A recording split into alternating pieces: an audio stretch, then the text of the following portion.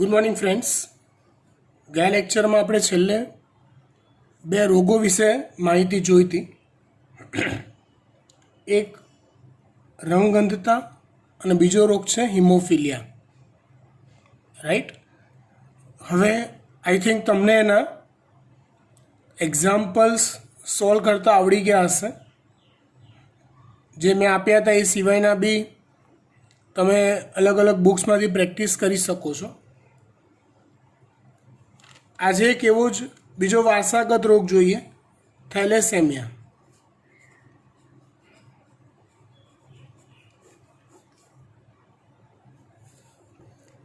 કયો રોગ છે? થેલેસેમિયા. હવે રંગઅંધતા, હિમોફિલિયા આવા રોગ માટેના જવાબદાર જનીનો એક્સ લિંગી રંગસૂત્ર પર હતા. યાદ છે? હા, એક્સ લિંગી રંગસૂત્ર પર હતા. થેલેસેમિયા રોગ માટેના જવાબદાર જનીનો એ પ્રચ્છન્ન હોય છે, પણ દૈહિક રંગસૂત્રો પર હોય છે.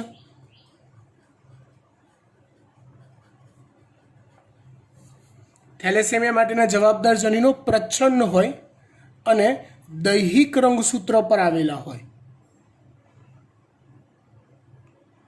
એક સાદું લોજિક મગજમાં વિચારો. જો એક્સ લિંગી રંગસૂત્ર પર કોઈ રોગ માટેનું પ્રચ્છન્ન જનીન હોય, ગયો લેક્ચર જો ધ્યાનથી તમે ભણ્યા હોવ તેમાં એવું સ્પષ્ટ હતું કે પુરુષમાં એ રોગ થવાની સંભાવના વધારે રહેતી હતી. કેમ? કેમ કે પુરુષ પાસે એક જ એક્સ હતો, માટે એટલે વાહક બનવા માટેની કોઈ શક્યતા પુરુષને મળતી નથી. થેલેસેમિયા રોગ માટેના જનીનો પ્રચ્છન્ન છે, પણ દૈહિક રંગસૂત્રો પર આવેલા છે. દૈહિક રંગસૂત્રો એ સ્ત્રી અને પુરુષમાં સરખા ટાઈપના હોય. આથી આ રોગની સંભાવના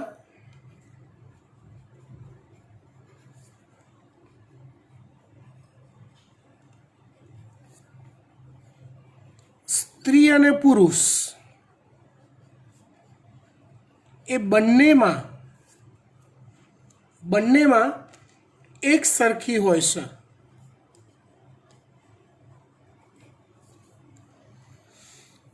લિંગી રંગસૂત્રો પર હોય કોઈ રોગ માટેનું જનીન તો એની સંભાવના પુરુષ સ્ત્રીમાં પ્લસ માઇનસ હોઈ શકે, પણ થેલેસેમિયાની સંભાવના બંનેમાં એક સરખી હોય, કેમ કે એના જનીનો દૈહિક રંગસૂત્રો પર આવેલા હોય છે.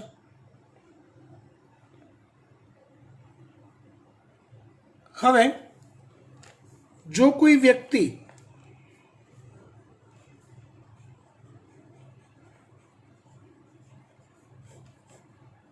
સામાન્ય હોય તો એનું જનીન બંધારણ થેલેસેમિયાના પોઈન્ટ ઓફ વ્યૂથી દૈહિક રંગસૂત્રો પર કેપિટલ ટી હોય. મને થેલેસેમિયા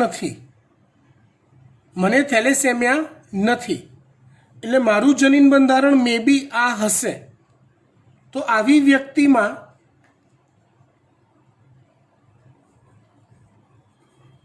રક્તકણોનું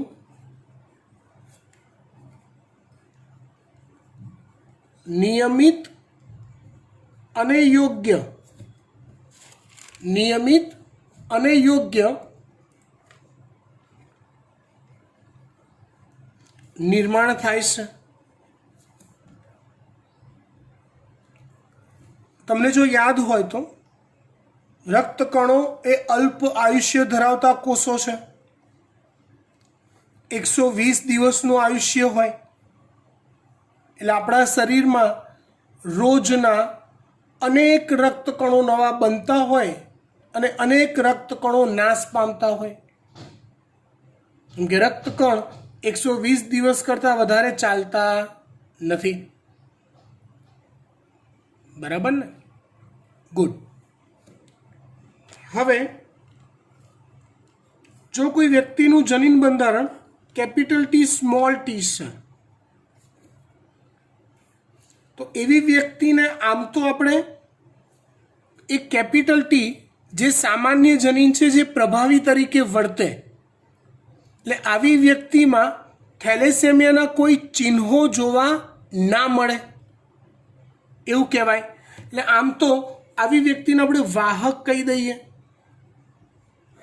પણ જ્યાં સુધી થેલેસેમિયાની વાત છે ત્યાં સુધી આવી વ્યક્તિને વાહકની જગ્યાએ થેલેસેમિયા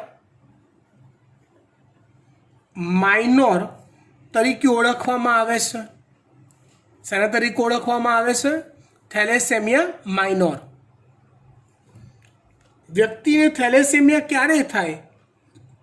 તો કે જ્યારે એના બંને દૈહિક રંગસૂત્રો પર સ્મોલ ટી જનીન આવેલા હોય, બંને પ્રચ્છન્ન જનીન હોય, ત્યારે જ એ અભિવ્યક્ત થાય. જે વ્યક્તિને થેલેસેમિયા મેજર કહેવાય છે. જે વ્યક્તિને શું કહેવાય? થેલેસેમિયા મેજર કહેવાય. આવી વ્યક્તિમાં નિયમિત રીતે રક્તકણોનું નિર્માણ થતું નથી. એટલે બેટા સાચું કહું ને પ્રેક્ટિકલી, તો જો કોઈ બાળક થેલેસેમિયા મેજર જન્મે છે જનીનિક ખામીના કારણે, તો આ બાળક માટે જેટલું પણ જીવન એ જીવે ને એ રીબાઈને જીવે છે. કેમ? કારણ વ્યક્તિના શરીરમાં નિયમિત રીતે રક્તકણોનું નિર્માણ થતું જ નથી. એટલે એ બાળક જ્યાં સુધી જીવે ને ત્યાં સુધી નિયમિત અંતરે 15 દિવસે, મહિને, 1.5 મહિને, 2 મહિને એને બ્લડની બોટલ્સ ચડાવતા રહેવું પડે છે. ત્યાં સુધી જીવે ત્યાં સુધી એ વ્યક્તિને બ્લડની બોટલ્સ ચડાવતા રહેવી પડે છે. કેમ કે રક્તકણો રેગ્યુલર બનતા જ નથી. આપણને આખી જિંદગી યાદ કરીએ તો માંડ 1-2 વાર હોસ્પિટલમાં એડમિટ કર્યા હોય, એટલે ગ્લુકોઝના બીજા ત્રીજા દવાઓના બોટલ ચડાવી હોય તો 4 દાડા સુધી હાથ પકડીને ફરીએ છીએ. હા, આ તો આખી જિંદગી આવી રીતે કાઢવાની. એટલે થોડોક વધારે ગંભીર કહેવાય આ રોગ, કેમ કે વ્યક્તિ રીબાય છે બહુ, આખી જિંદગી એને આ જ રીતે જીવવાનું હોય. એટલે આધુનિક અને બાયોલોજી ભણતી તમારી જેવી વ્યક્તિઓએ થોડીક સામાજિક અવેરનેસ રાખવી જરૂરી છે. It is my genuine advice to you all. Be mature. શું? તો સમજો કે તમારો જે જીવનસાથી હોય એ જીવનસાથીનું થેલેસેમિયા માટેનું જનીન બંધારણ તમારે જાણી લેવું પડે. કેમ કે આપણે સાયન્સ બાયોલોજી ભણ્યા છીએ, સમજ્યા છીએ, તો આપણને કોઈ જ રાઈટ નથી થેલેસેમિયા મેજર બાળક ઉત્પન્ન કરવાની.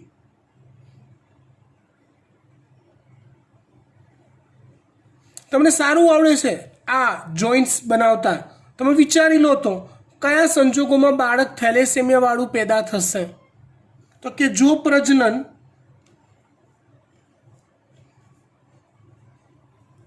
બે મેજર વચ્ચે થાય, થેલેસેમિયા મેજર,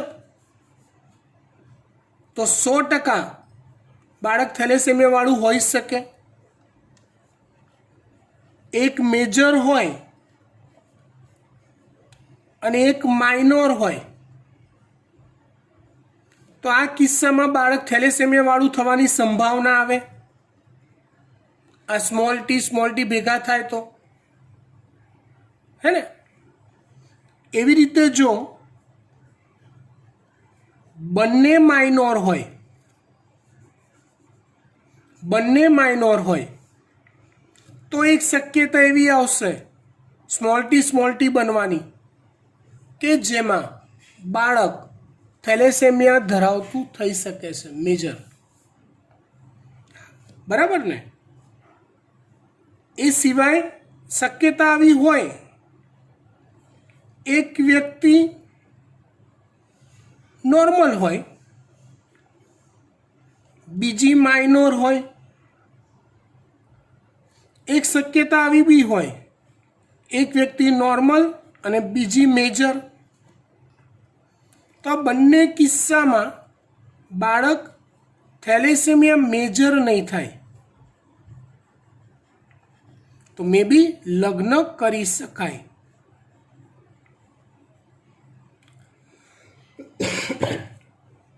અને આ કિસ્સામાં એવું થશે, આ ત્રણ કિસ્સામાં, કે તમને કોઈ રાઈટ નથી આ ભણ્યા પછી. તમારી જે સંતતિ થશે એમાં શક્યતા રહેશે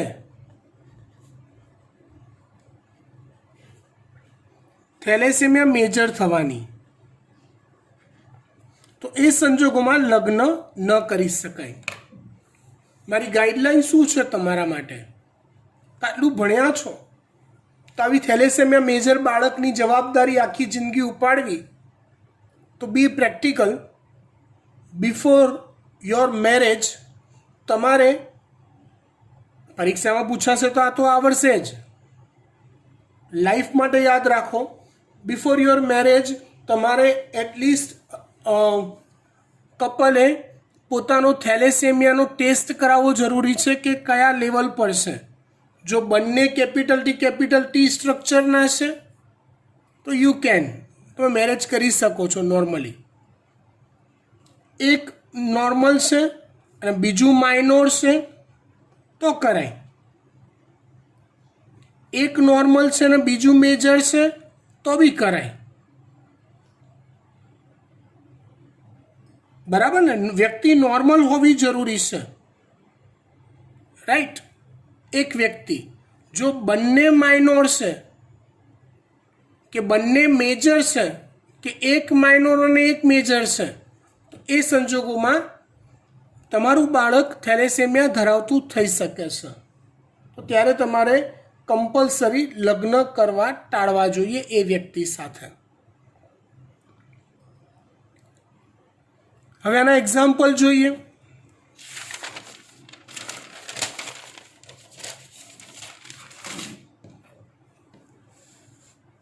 અહીંયા દૈહિક રંગસૂત્રો પડશે, માટે સ્ત્રી અને પુરુષમાં અલગ બાયફર્કેશન કરવી ન શકાય, બરાબર? છતાં બી મિક્સ ટાઈપના MCQ તમે આગળ સોલ્વ કરશો ત્યારે આવશે, ત્યારે હું તમને અલગથી શીખવાડીશ. હાલ એવું માની લઈએ, ધારો કે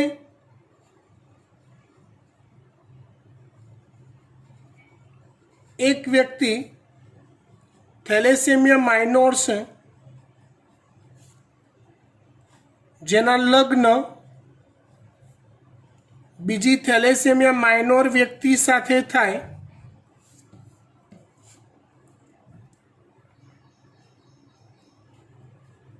તો સંતતિમાં થેલેસેમિયા થવાની સંભાવના કેટલી? થેલેસેમિયા માઇનોર છે બંને વ્યક્તિઓ, રાઈટ? પ્રજનન કોષો જનીનો છૂટા પડી જશે આ રીતે. કેપિટલ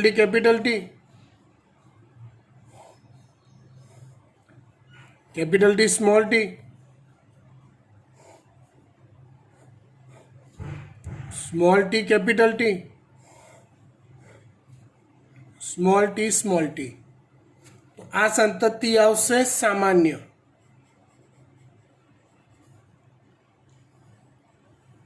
આ બંને આવશે થેલેસેમિયા માઇનોર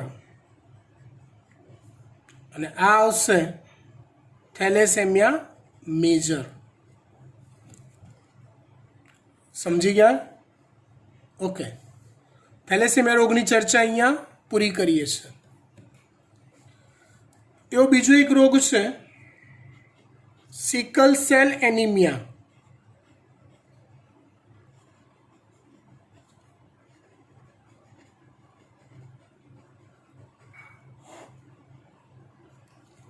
કયો રોગ છે? Sickle cell anaemia. આ રોગ માટેનું જવાબદાર જનીન દૈહિક રંગસૂત્રો પર છે અને પ્રચ્છન્ન છે. મતલબ સ્ત્રી હોય કે પુરુષ હોય બંનેમાં આ રોગ થવાની સંભાવના એક સરખી જ હોય.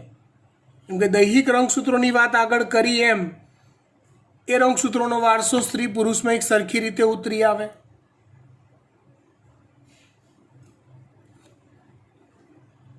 આ રોગ માટે જવાબદાર ખામીયુક્ત જે જનીન છે એને HB-S તરીકે ઓળખવામાં આવે છે. આ રોગ થવા માટેના જવાબદાર ખામીયુક્ત જનીનને HB-S તરીકે ઓળખવામાં આવે છે. આ જનીન પાછું પ્લિયોટ્રોપિક જનીન છે. કેવું જનીન છે પાછું? પ્લિયોટ્રોપિક જનીન. યાદ આવ્યું પ્લિયોટ્રોપિક જનીન? ના આવ્યું તો ફેંદો બધા પાના. જે બી નોટ્સના સ્ક્રીનશોટ પાડ્યા છે એમાંથી મળી જશે ક્યાંક પ્લિયોટ્રોપિક જનીન. કહી દઉં, એક જનીન એવું કે જે એક કરતાં વધુ લક્ષણોના વારસા પર અલગ અલગ રીતે અસર કરતું હોય એવા જનીનને પ્લિયોટ્રોપિક જનીન કહેવાય છે. પહેલાં સાદું સિકલ સેલ એનિમિયા ભણી લઈએ. એની પ્લિયોટ્રોપિક અસર વિશે પછી જોઈએ, થોડીક વાર પછી. અને જે સામાન્ય જનીન છે એને HB-S કહેવાય છે. મને સિકલ સેલ એનિમિયા નથી, મતલબ મારા શરીરમાં HB-S જનીન હશે. ઓકે, ચલો ફરી એકવાર જોઈએ વ્યક્તિમાં જનીન બંધારણ કેવું કેવું શક્ય બને. દૈહિક રંગસૂત્રો પર છે એટલે પુરુષ સ્ત્રીનું કશું એવું અલગ બાયફર્કેશન ના હોય. એટલે જો કોઈ વ્યક્તિનું બંધારણ HB-S આ સંજ્ઞા છે.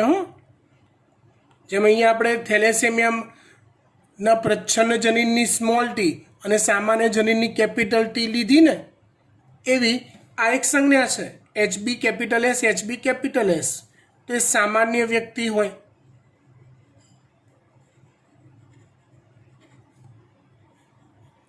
HB-S, HB-s તો એ વાહક હોય. એ કેપિટલ S છે માટે એનામાં એ રોગના લક્ષણો જોવા ન મળે, રાઈટ. પણ સ્મોલ s બી હાજર છે માટે નવી પેઢીમાં તે સિકલ સેલ એનિમિયા રોગ આપી શકે માટે એને એનો વાહક કહેવાય. જો બંધારણ HB-s હોય, જ્યારે બંધારણ HB-s હોય ત્યારે એ વ્યક્તિ સિકલ સેલ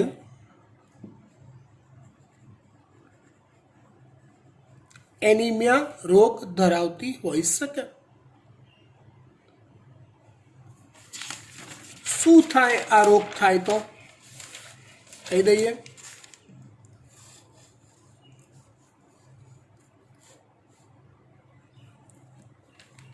જો આમાં એવું છે કે મનુષ્યનો રક્તકણનો મુખ્ય ઘટક છે હિમોગ્લોબિન.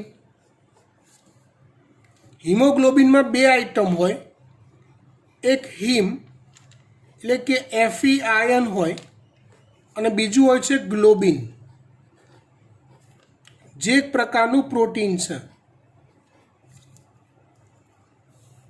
ગ્લોબિન જે એક પ્રકારનું પ્રોટીન છે. હવે જો કોઈ વ્યક્તિ સામાન્ય છે, એટલે કે HB કેપિટલ S ધરાવતી વ્યક્તિ હોય, કાં તો બંને કાં તો એક, આવી વ્યક્તિ હોય તો એમાં એ હિમોગ્લોબિનની એટલે કે આ ગ્લોબિનની બીટા શૃંખલા, જો કોઈ પણ પ્રોટીન એ એમિનો એસિડની શૃંખલાનો બનેલો હોય, આવી એમિનો એસિડની જે પ્રથમ હરોળ રચાય એને આલ્ફા શૃંખલા કહેવાય, અને એની જે શાખાઓ રચાય એને બીટા શૃંખલાઓ કહેવાય. એ શાખાઓની શાખાઓ રચાય એને ગેમા શૃંખલાઓ કહેવાય. તો અહીંયા હિમોગ્લોબિનની જે બીટા શૃંખલા છે, એ બીટા શૃંખલાના છઠ્ઠા સ્થાને ગ્લુટેમિક એસિડ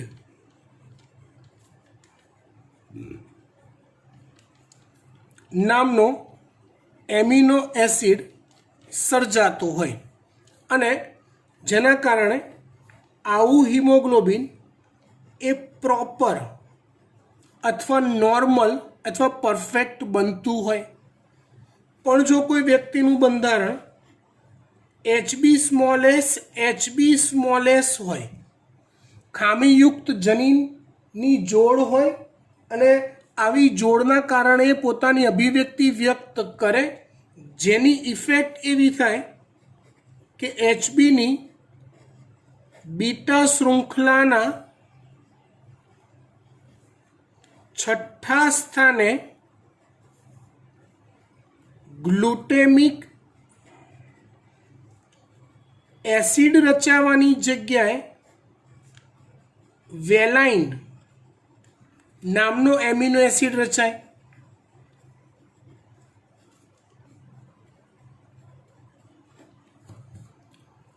મતલબ એક એવો પ્રોટીન બન્યો, એક એવો ગ્લોબિન બન્યો કે જેમાં એક એમિનો એસિડ બદલાઈ ગયો છે અને શૃંખલાઓ બની ગઈ છે. એટલે આવું જે ગ્લોબિન હોય અથવા આવું જે હિમોગ્લોબિન હોય એ ખામીવાળું હોય છે. એટલે થાય શું? જો વ્યક્તિનું જનીન બંધારણમાં દૈહિક રંગસૂત્રોમાં બંને પ્રચ્છન્ન જનીન છે, તો એના શરીરમાં જે બી રક્તકણ બને એમાં હિમોગ્લોબિન આવું ખામીવાળું સ્ટ્રક્ચર ધરાવતું હોય, જેની ઇફેક્ટ એ થાય કે આવી વ્યક્તિ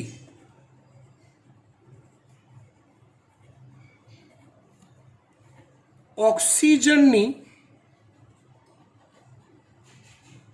ઓછી માત્રા ધરાવતા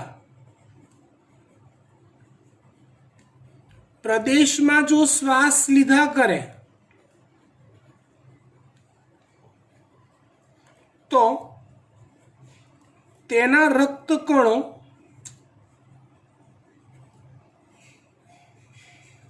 પોતાનો આકાર બદલી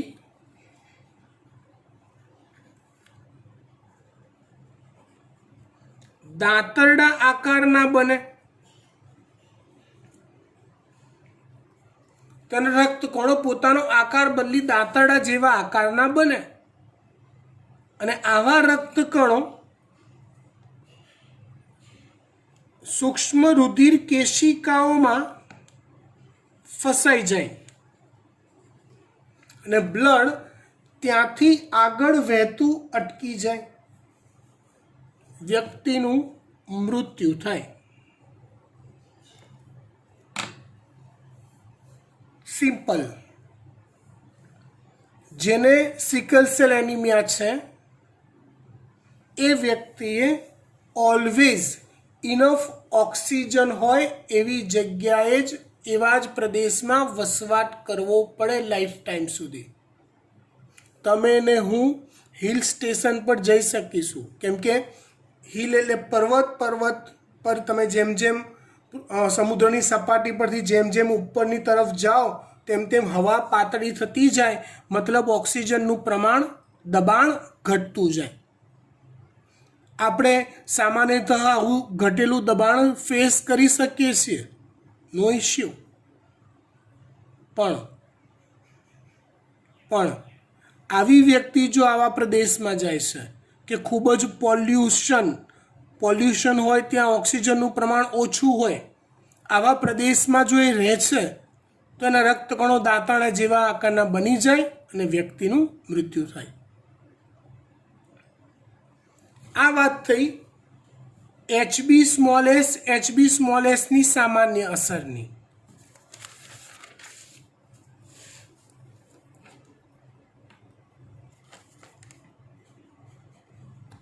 HB સ્મોલ એસની પ્લિયોટ્રોપિક અસર જોઈએ.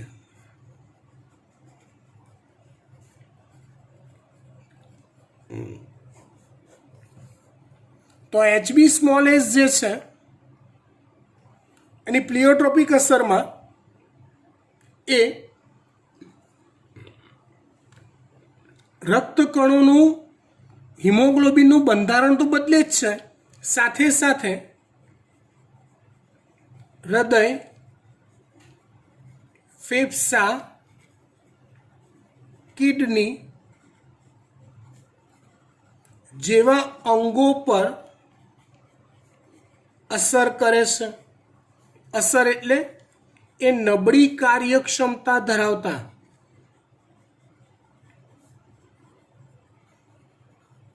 સર્જાય છે.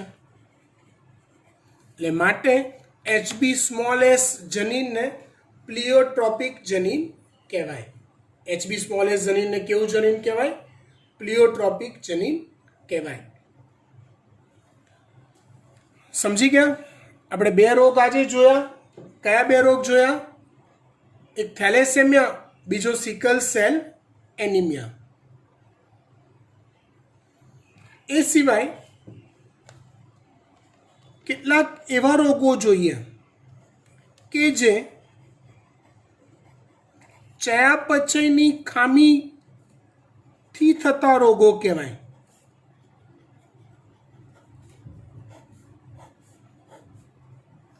હવે આ રોગો ચલાવું ને એ પહેલાં એક થીમ, આ રોગો થવાની એક સાદી મેથડ, પદ્ધતિ તમારી જોડે શેર કરું.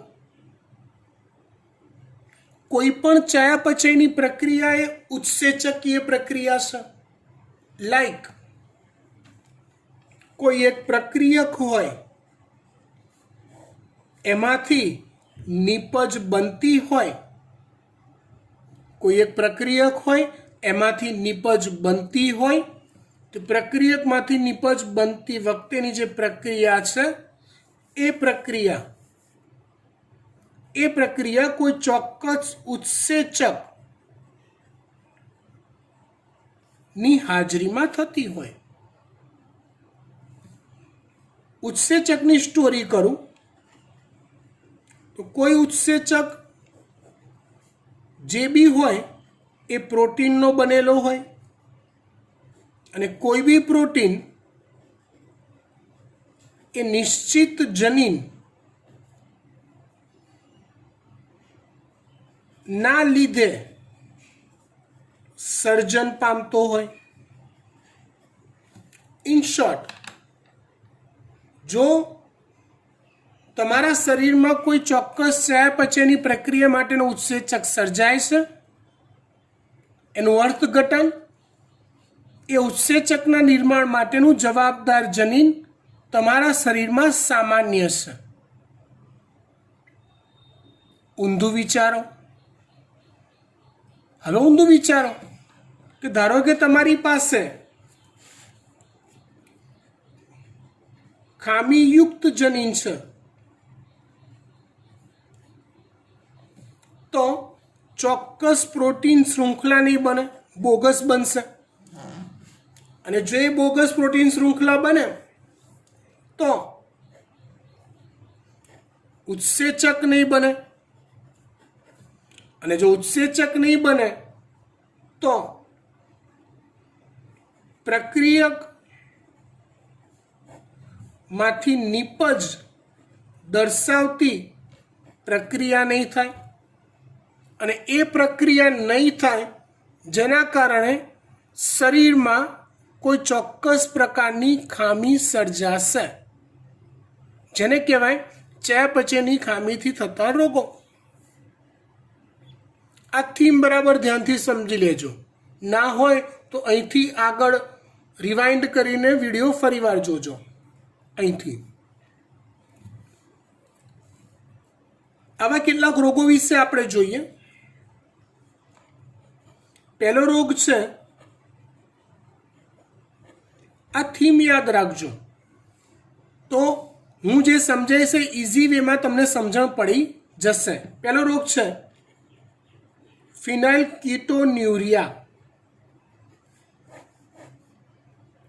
જનીની ખામીથી થતા જ રોગો છે આ પણ આની થીમ એ છે કે કોઈ ખામીયુક્ત જનીનના કારણે કોઈ ચોક્કસ ઉત્સેચક બનતો નથી, અને કોઈ ચોક્કસ ઉત્સેચક ન બનતો હોવાના કારણે કોઈ ચોક્કસ ચયાપચયની પ્રક્રિયા પૂર્ણ થતી નથી. આ એની મૂળભૂત થીમ છે, યાદ રાખો. ફિનાઇલ કીટોન્યુરિયા, આ રોગને શોર્ટમાં PKU કહેવાય છે. ફિનાઇલ કીટોન્યુરિયા PKU કહેવાય.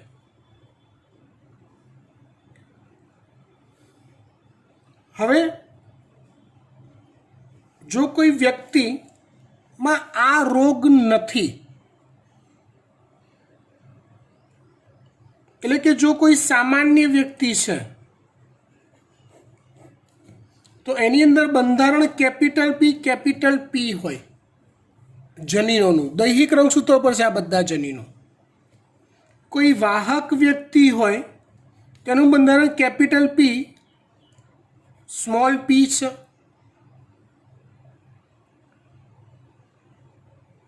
આ બંને કિસ્સામાં એવું થશે કે એક પ્રભાવી જનીન હાજર હોવાના કારણે એક ઉત્સેચક છે જેનું નામ ફિનાઇલ એલેનિન હાઇડ્રોક્સાઇલેઝ. ફિનાઇલ એલેનિન હાઇડ્રોક્સાઇલેઝ ઉત્સેચકનું નિર્માણ થાય છે, યસ થાય છે. પણ જો કોઈ વ્યક્તિ રોગિષ્ટ છે, એટલે કે PKU ધરાવતી હોય, એમાં બંધારણ સ્મોલ p હોય, જેમાં આ ઉત્સેચકનું નિર્માણ થતું નથી. શું ફરક પડે છે ઉત્સેચકનું નિર્માણ થવાથી કે ના થવાથી?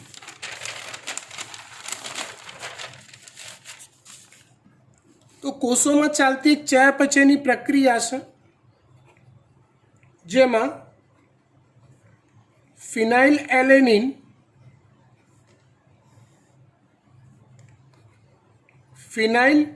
એલેનિન હાઇડ્રોક્સાઇલેઝ, હમણાં આગળ લખ્યો એ ઉત્સેચકની હાજરીમાં ટાયરોસિનમાં ફેરવાય છે. ઇટ મીન્સ કોષમાં જેટલા પણ વધારાના ફિનાઇલ એલેનિન નામના એમિનો એસિડ હોય એ બધા એમિનો એસિડ આ ઉત્સેચકની હાજરીમાં ટાયરોસિનમાં ફેરવાય. મને આ રોગ નથી એટલે મારામાં ઉત્સેચક ટકાટક સર્જાય છે. તમને આ રોગ નથી એટલે તમારામાં ઉત્સેચક ટકાટક સર્જાય છે. મતલબ મારું અને તમારું બંનેનું જનીન બંધારણ કાં તો આ હશે કાં તો આ હશે, પણ જેનું બંધારણ આ છે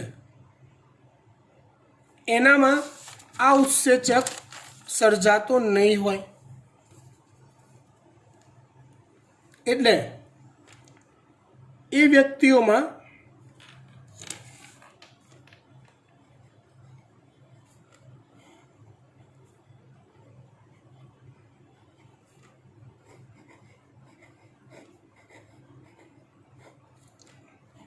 કે જેમાં સ્મોલ પી હોય એમાં ફિનાઇલ એલેનિન હાઇડ્રોક્સાઇલેઝ ઉત્સેચક સર્જાતો નથી, ગેરહાજર હોય છે.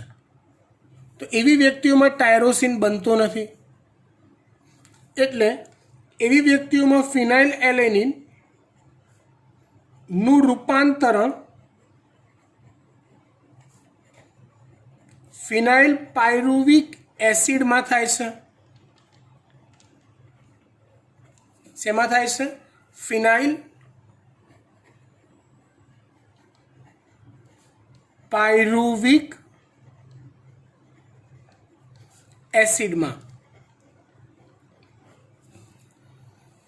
આવી વ્યક્તિ માં ફિનાઇલ પાયરુવિક એસિડનો રુધિરમાં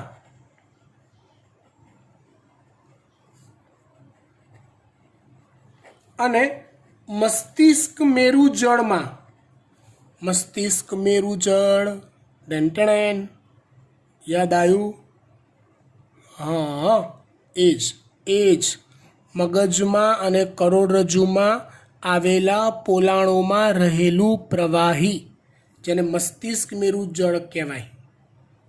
બરાબર? તો રુધિર અને મસ્તિષ્ક મેરુજળમાં ફિનાઇલ પાયરુવિક એસિડનો ભરાવો થાય, જેના કારણે રુધિર ગંદુ બને, દૂષિત બને અને મસ્તિષ્ક મેરુજળમાં આનો ભરાવો થવાના કારણે ધીમે ધીમે ધીમે વ્યક્તિ મગજના અને ચેતાતંત્રના રોગોથી પીડાતી જાય અને સ્લો એ પોતાની ચેતાતંત્રની કાર્યક્ષમતા ગુમાવી દે. લોંગ ટાઈમ એ વ્યક્તિ બ્રેઇન ડેડ થઈ જાય. કયો રોગ કીધો? ફિનાઇલ કીટોન્યુરિયા. આવડશે? ફાઇન. એવો બીજો રોગ છે આલ્કેપ્ટોન્યુરિયા. આ બધા રોગોની થીમ ફિક્સ છે. આ જ થીમ પર કામ કરવાનું.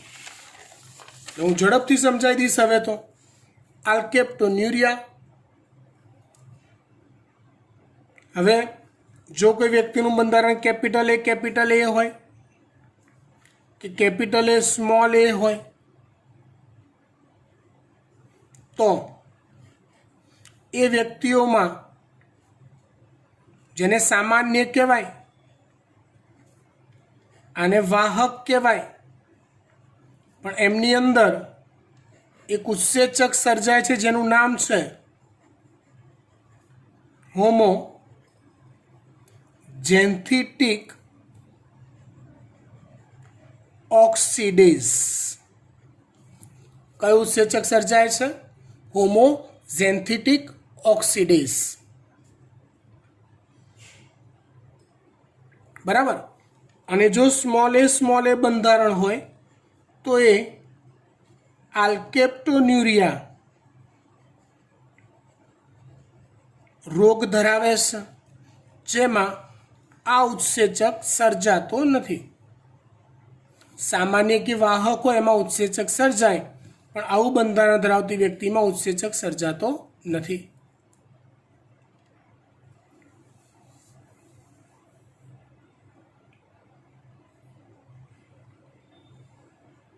તો હવે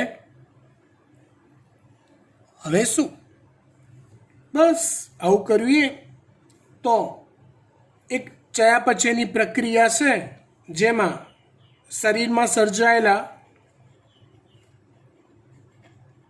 હોમોઝેન્થેટિક એસિડ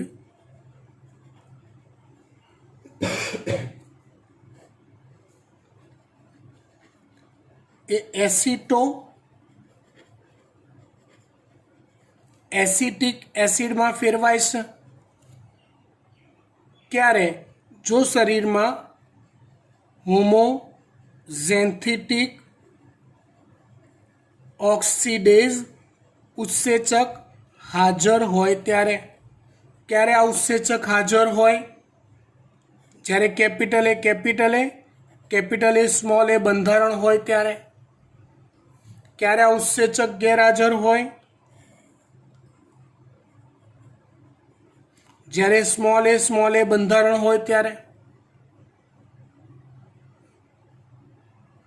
એ ગેરહાજર હોય એટલે હોમોઝેન્થેટિક એસિડ એસિડ ટુ એસિટિક એસિડમાં ફેરવાય નહીં. અને એવા સંજોગોમાં હોમોઝેન્થેટિક એસિડનો રુધિરમાં ભરાવો થાય અને મૂત્ર દ્વારા તે શરીરની બહાર નિકાલ પામે. અને આવું મૂત્ર કે જેમાં હોમોઝેન્થેટિક એસિડની હાજરી હોય એવું મૂત્ર હવાના સંપર્કમાં આવતા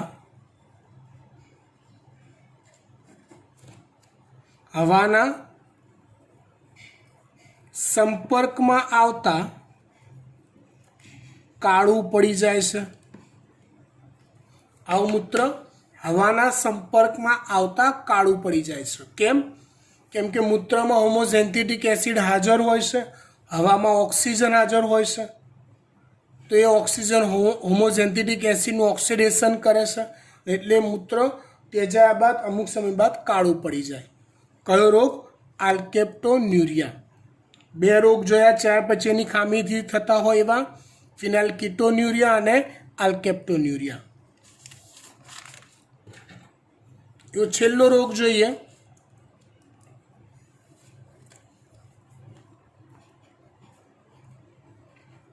અવર્ણતા અથવા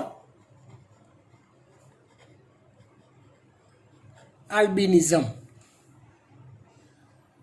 વ્યક્તિમાં વર્ણ આપણા આંખની કીકી, ભવર, વાળ, ત્વચા, રૂંવાટી આ બધાનો રંગ અલ્ટિમેટલી મેલેનિનને આભારી છે. આ ખામી ધરાવતી વ્યક્તિના શરીરમાં મેલેનિન સર્જાય જ નહીં, જેને કલરલેસનેસ કહેવાય. શું કહેવાય? કલરલેસનેસ. કલરલેસ એટલે રંગ વગરની વ્યક્તિ, નેસ. સમજી ગયા? એટલે જો કોઈ વ્યક્તિનું જનીન બંધારણ કેપિટલ સી છે,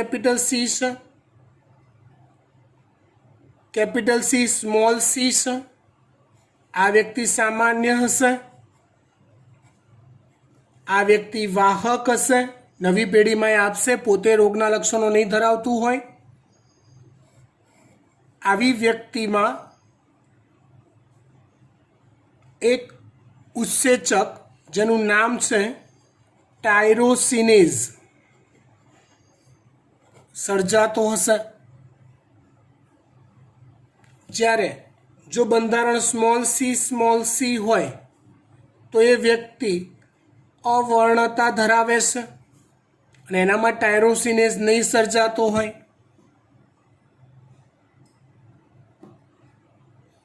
એક ચયાપચયની પ્રક્રિયા છે શરીરમાં થતી હોય એવી, જેમાં ટાયરોસિન યા ટાયરોસિનેઝ ઉત્સેચકની હાજરીમાં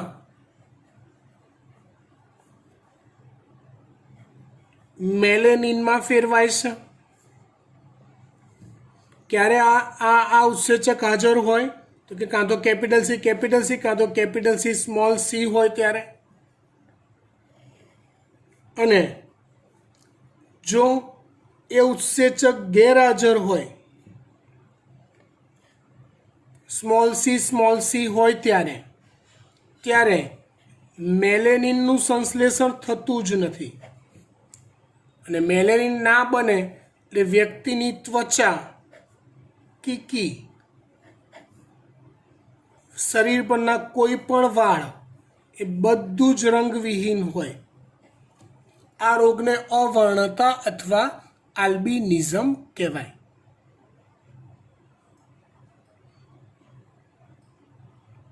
સમજી ગયા? ઓકે. હજી લગભગ 1.5 લેક્ચર જેટલું ચેપ્ટર બાકી છે. બરાબર. પણ મારી એટલી ખાતરી છે કે આ ચેપ્ટરનું જો પરફેક્શન તમારે થયું તો નીટમાં મિનિમમ તમને 5 પ્રશ્નો તો આરામથી સોલ્વ કરતા આવડશે. 5 એટલે 5 ચોક 20 માર્કનું. Okay fine. પરફેક્ટ તૈયાર કરજો. જેટલું ચલાવ્યું છે હોમવર્કમાં એકતા મેમને બતાવવાનું છે તમારે. અને આ બધાના એક્ઝામ્પલ બનાવતા આવડે. મેથડ એક જ, એટલે અહીંયા મેથડને 2 ભાગમાં વહેંચી દો. એક લિંગી રંગસૂત્રો આધારિત રોગોવાળી અને બીજી દૈહિક રંગસૂત્રો આધારિત રોગોવાળી. કરવાનું તો સરખે સરખું જ છે.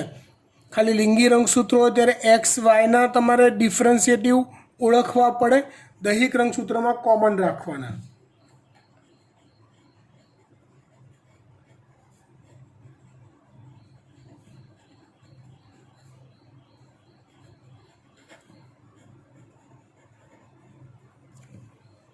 બાય.